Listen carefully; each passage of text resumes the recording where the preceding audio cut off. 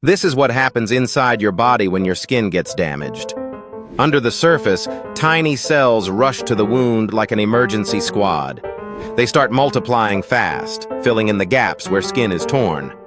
Some cells break down debris, while others lay down new layers, brick by microscopic brick. Blood vessels twist and grow, bringing nutrients for the rebuild. Suddenly, a hidden fact. Old scars never fully heal. They're just patched up, always weaker than before. Your body is always on alert, quietly repairing, and this is happening inside you right now.